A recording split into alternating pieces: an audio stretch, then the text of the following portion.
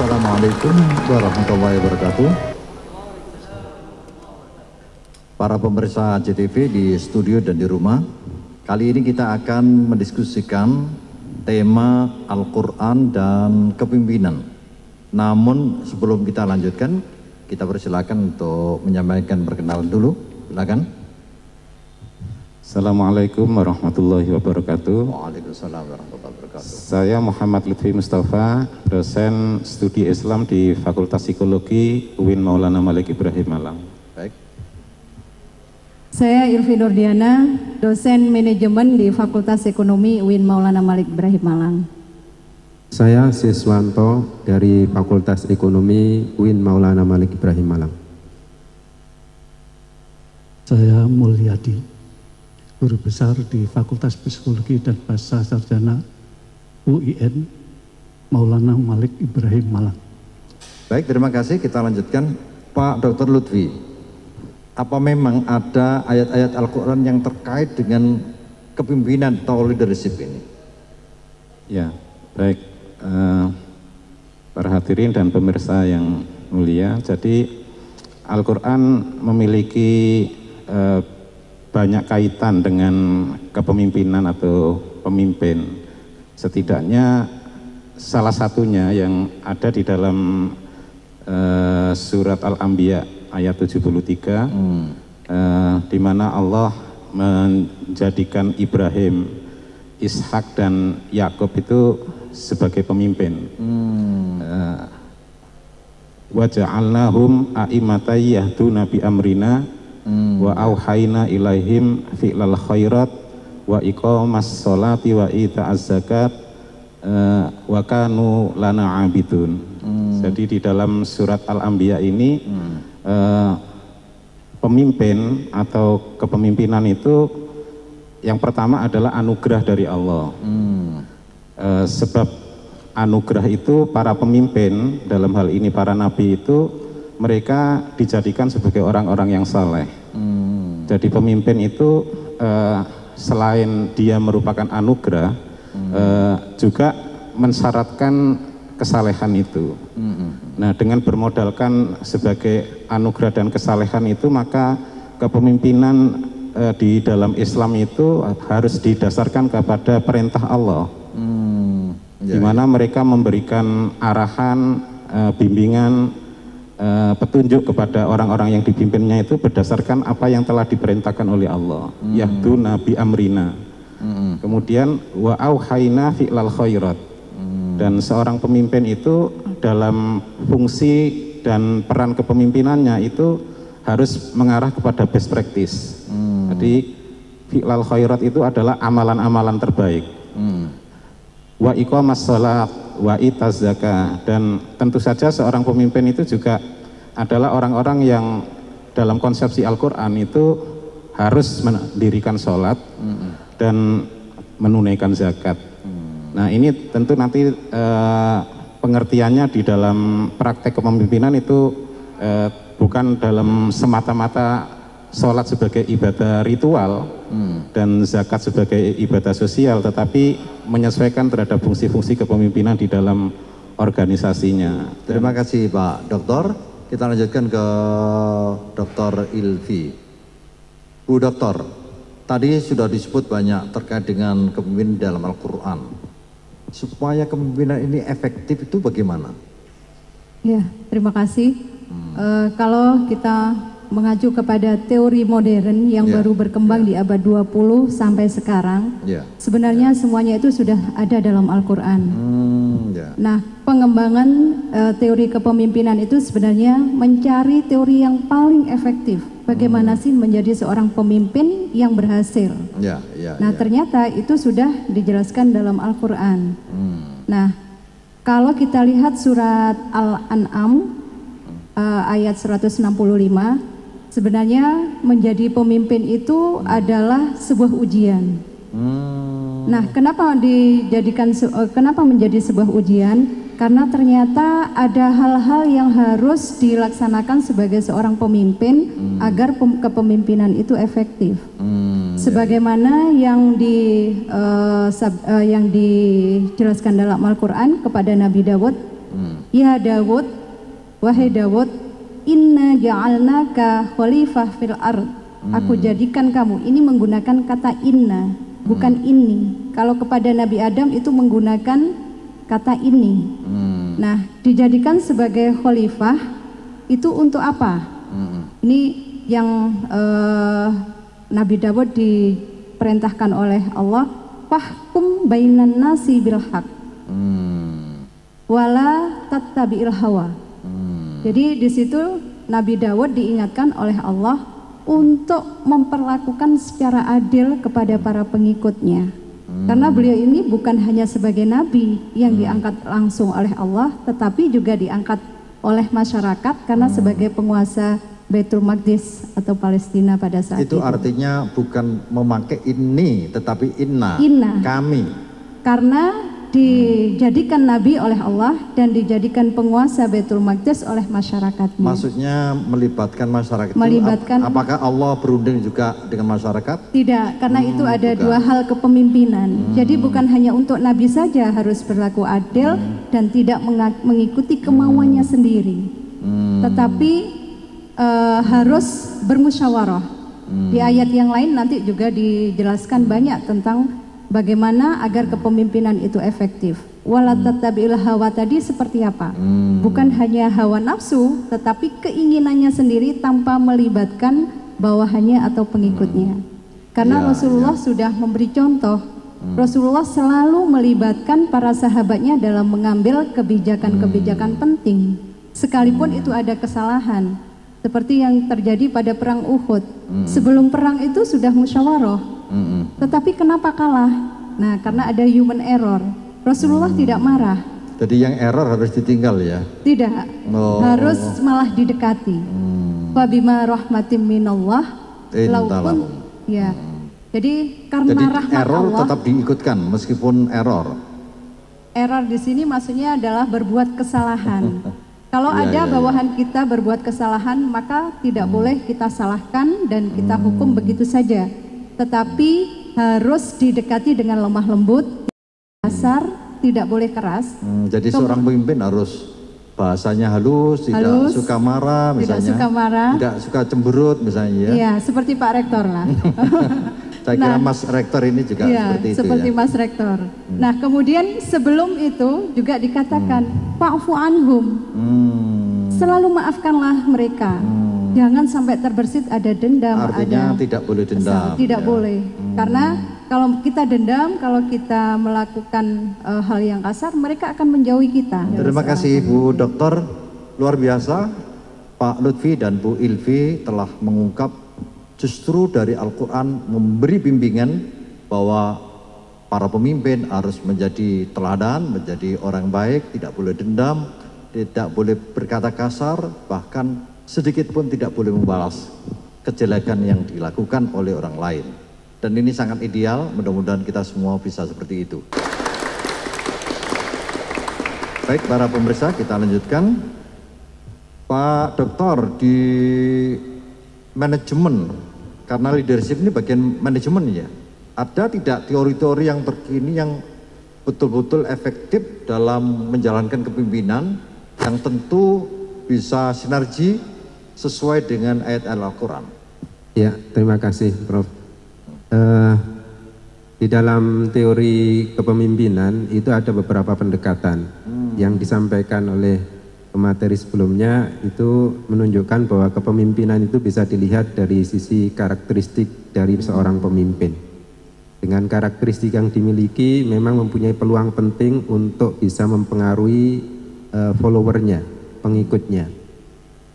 Di mana memang di dalam kepemimpinan itu satu kata kunci yang seringkali digunakan oleh para cendekiawan di era modern ini, kepemimpinan itu adalah how to influence, bagaimana bisa mempengaruhi, mempengaruhi para pengikutnya tentunya. Dengan karakteristik yang tadi disebutkan oleh narasumber yang sangat kompeten tadi, bahwa ada beberapa ciri yang dimiliki tentunya oleh seorang pemimpin agar menjadi seorang pemimpin yang efektif tadi, Bu. Ya, di antara beberapa mega skill yang harus dimiliki adalah salah satu contoh misalnya terkait dengan trust. Ya, seorang pemimpin itu harus dipercaya oleh bawahannya. Dan ini disebutkan oleh banyak cendekiawan atau banyak pakar yang terkait dengan kepemimpinan, pentingnya sebuah trust. Dan ini tentunya sebenarnya kita pahami bahwa Nabi Muhammad ya sebagai manusia yang paripurna, sebagai applicable dari Quran itu sendiri, sejak awal beliau sejak muda sudah dijuluki dengan predikat Al-Amin. Nah, dengan predikat ini merupakan modal besar yang dimiliki oleh beliau untuk mempengaruhi para bawahannya. Bahkan sebelum beliau diangkat menjadi nabi pun, ketika ada proses untuk memindahkan atau meletakkan Hajar Aswad itu, beliau sudah dipercaya untuk menyampaikan untuk dipilih kaumnya untuk meletakkan Hajar Aswad itu. Dan dengan bekal Al-Amin ini menjadi sebuah modal besar yang beliau miliki, sehingga perkataan beliau sangat membekas di hati Abu Bakar misalnya, dan perkataan beliau juga sangat membekas di para sahabatnya, sehingga kepemimpinan beliau sangat didukung oleh para pengikutnya. Iya, itu diantara satu contoh, dan tadi diantara yang lain adalah satu kategori teori yang lain adalah modeling. Ya, modeling itu berarti suri teladan. Jadi suri teladan di sini artinya bagaimana tadi juga disebutkan tidak memiliki sifat pendendam. Beliau juga satu bagian penting yang dimiliki oleh Rasulullah di dalam kepemimpinan beliau, yang dimana sampai kita rasakan sampai sekarang pun banyak pengikut yang sangat setia kepada beliau. Terima kasih Pak Dokter. Saya lanjutkan ke Prof. Mul. Prof. Mul, tadi sudah disebut mungkin sebagian tipologi kepemimpinan. Agar menjadi seorang pemimpin yang ideal itu secara psikologis itu gimana? Ya, jadi sebelum kita bicara menjawab itu, kita jelaskan dulu tentang konsep kepemimpinan. Para pakar banyak yang mendiskusikan kepemimpinan. Kalau kita peras, kita rangkum, kepemimpinan itu adalah kemampuan dan seni. Jadi kemampuan dan seni. Seni apa? Mempengaruhi.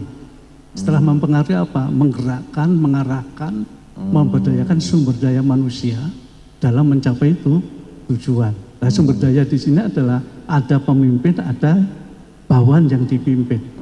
Oleh karena seorang pemimpin ya, sebelum memimpin atau mempengaruhi orang lain, dia harus mampu memimpin dirinya sendiri, mempengaruhi dirinya sendiri. Bagaimana dirinya sendiri itu belajar, paham, sehingga memiliki mindset dan sikap dan komitmen untuk melakukan dalam rangka untuk mencapai tujuan yang telah ditetapkan. Nah, kalau setelah itu baru mempengaruhi orang lain. Karena apa? Karena di dalam mempengaruhi orang lain itu mesti nanti apa? Pemimpin itu juga sebagai nanti modeling. Ya, jadi di sini modeling tadi itu. Lah di sini untuk mempengaruhi orang lain tidak cukup mempengaruhi, tapi juga harus apa? Kalau sudah pengaruh, mindsetnya sudah berubah, maka harus apa? Harus mindsetnya, sikapnya berubah, harus digerakkan, harus dimotivasi, harus diarahkan supaya apa? Dia memiliki komitmen melakukan kegiatan-kegiatan dalam rangka untuk mencapai suatu tujuan itu gitu. Nah dari sini kemudian kalau kita itu tadi singgung kaitan dengan efektif itu ya, karena kita itu kan punya panutan ya, Rasulullah ya. Itu kan sekarang situasi sekarang, kondisi sekarang itu sudah teori dia, yaitu prophetic leadership, kepemimpinan kenabian itu sekarang dikembangkan. Sudah banyak pelatihan-pelatihan yang berkaitan dengan kepemimpinan profetik. Karena apa? Karena memang ini adalah dinilai lebih efektif. Yaitu kalau profetik kan ada 4 itu ya. Pertama misalnya apa? Dia misalnya tablik ya. Kalau dalam Nabi itu kan tablik ajarkan ajaran. Nah di sini seorang pemimpin itu harus apa? Harus mampu mengarahkan secara jelas apa yang mau diarahkan kepada anggotanya itu. Jadi tablik. Ya, lah kemudian juga apa? Sidik tadi sudah disinggung. Sidik itu kan jujur, ya. Jadi jujur, dan jujur tidak bohong. Karena orang jujur pasti akan ya Rasul itu kan jujur sehingga dipercaya sehingga dia memperoleh gelar Al-Amin kan itu. Nah di situ harus jujur, tadi sudah disinggung tadi itu, memang harus jujur di situ. Nah setelah jujur apa? Memang harus amanah kan ya, sidik amanah ya. Amanah di sini adalah apa? Tanggung jawab. Jadi memiliki amanah atau tanggung jawab. Sehingga dia tahu tupoksinya, melakukan tupoksinya seoptimal mungkin secara paripurna. Karena apa? Karena nanti seorang pemimpin itu kan setiap manusia pemimpin lah, pemimpin itu nanti diminta pertanggungjawabannya dalam kepemimpinannya. Pertanggungjawab bukan kaitan dengan masalah di dunia, tapi juga di akhirat. Ini yang kaitan dengan amanah lah. Kemudian juga memang harus fatonah. Cerdas di sini memang tidak cukup cerdas intelektual, tapi juga ada cerdas emosional sampai cerdas spiritual. Terima kasih Prof. Para pemirsa JTV di studio dan di rumah, ternyata di dalam tradisi keilmuan dan tradisi kelembagaan dan kepemimpinan di Islam itu sangat luar biasa, dan ini semua ditimbulkan dari ajaran Al-Quran. Para pemirsa, kita lanjutkan diskusi. Pak Dokter, dari ayat-ayat Al-Quran tadi itu kalau disarikan yang paling penting menjadi seorang pemimpin itu apa sih modalnya? Baik, jadi seperti tadi sudah saya sampaikan bahwa modal kepemimpinan itu yang pertama tentu saja itu adalah sebagai anugerah. Yang kedua adalah kesalehan. Jadi dengan anugerah dan kesalehan itu maka seseorang di dalam menjalankan fungsi kepemimpinannya dia akan terbimbing oleh oleh visi ketuhanan yang dalam hal ini tentu saja mengambil bentuk Al-Quran. Dan yang kedua, dengan kesalehan itu maka tindakan seorang pemimpin itu akan mengarah kepada best practice atau fi'lal khairat tadi. Sehingga dalam setiap fungsi-fungsi kepemimpinannya baik menyangkut perencanaan, pelaksanaan, kemudian pengawasan atas pelaksanaan rencana itu, evaluasi atas hasil pelaksanaan rencana itu, sampai pada peningkatan atau pengendalian hasil-hasil kepemimpinannya itu benar-benar didasarkan kepada nilai-nilai amalan-amalan terbaik. Terima kasih Pak Dokter. Kita lanjutkan ke Bu Dr. Ilvi. Dari apa yang disampaikan oleh Pak Lutfi tadi, sungguhnya ada nggak yang lain yang paling penting menjadi seorang pemimpin? Yang kedua, bisa nggak kemampuan pemimpin itu ditingkatkan? Terima kasih. Jadi kalau dalam teori modern, dalam menghadapi era disrupsi ini dibutuhkan pemimpin yang seperti apa?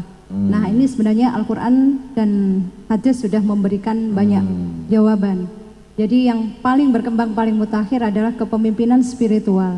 Ini sangat sesuai dengan apa yang diajarkan dalam Islam. Bahwasanya seorang leader, seorang pemimpin harus bisa menjadikan pengikutnya, followernya menjadi self leader. Jadi kalau kita sudah mampu melakukan itu berarti kita sudah menjalankan amanah kita dengan baik.